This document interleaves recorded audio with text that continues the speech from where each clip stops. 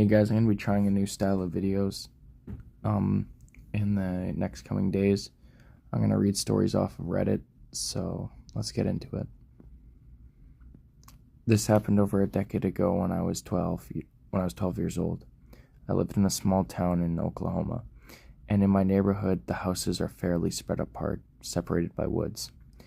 It was a school day, so my grandma picked me up from school and brought me home. This was the first year that I got dropped off at my house alone. Before this, I would just go to my grandma's house after school. I'd get dropped off around 3 p.m. and my parents would be home around 4:30. Not that big of a deal. Today, for some reason, my dad wasn't going to be home until around 7, and my mom, a teacher at the time, wouldn't be home until around 8 p.m.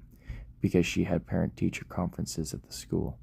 This happened in early fall, so it wouldn't even be dark by like 8:30.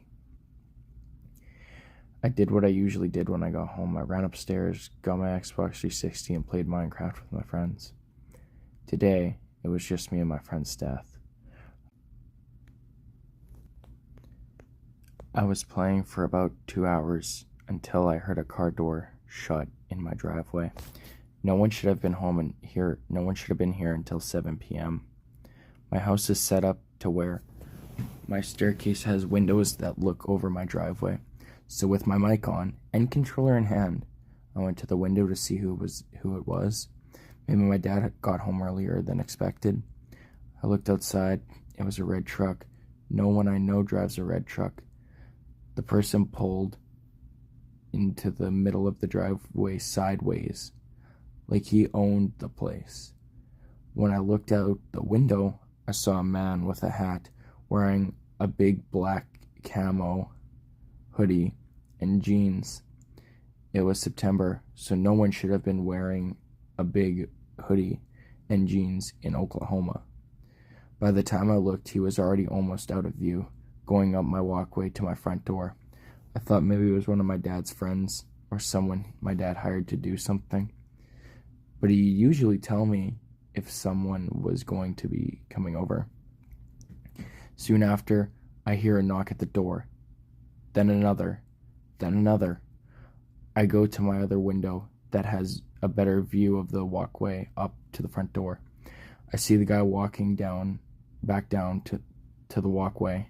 I switch and go back to looking through the windows overlooking my driveway. I'm relaying this all to Steph, still with my mic on. I tell Steph that he's walking back to his truck now. Instead, he walks past his truck and tries to break into my garage side door. At this point, my heart sinks. I tell Steph that this guy is just trying to get into my house. Mind you, it is literally broad daylight at like 5 p.m. Lucky it was locked, because sometimes we forget to lock it. After he tried the door, he starts walking to my back patio. I drop my headset and quickly run downstairs to see what he is doing. I get downstairs and stand behind the wall so I'm not visible from the back door living room windows. I just listen. I hear him try to open the door. Then I hear a thud. It sounds like he dropped a brick on the ground or something. At this point, I'm more scared than ever. I wanted to call my parents or grandma, but I didn't have a cell phone yet. The only phone in the house was in the kitchen. I would have to cross my living room to get there, and he'd be able to see me if I went into there. A few seconds after the thud, I peeled around the corner and he was gone. I run back upstairs, put my headset on, and tell Steph what happened. He just tried to open the back door, I tell him.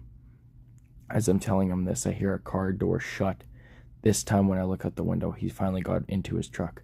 I look at the truck closer. I notice the only thing he has in the truck bed was a crowbar and shovel. He just sat in his truck for what felt like a few minutes. During this time, Steph told me to get my iPod and take a picture of his license plate. He was parked to where I couldn't see it. Then he drove backwards out of my driveway and down the road. A few minutes after he was confirmed gone, I went downstairs to see what the thud could have been. I get to the back door and see that the mats was moved. Both big planted pots have also been moved as well. He was looking for a key. Holy fuck, we have a hidden key back there too. The key to the back door was under one of those small pots on a ledge near the door, not the bigger ones that he had checked under. I went to the front porch, and all the pots looked like they had been moved too. I don't know what would have happened if he had been able to find the key and broke in. After he left, I called my dad, told him what happened. When my dad got home, he had a cop come over. I told him what happened and gave him a description of the guy. That guy never came back.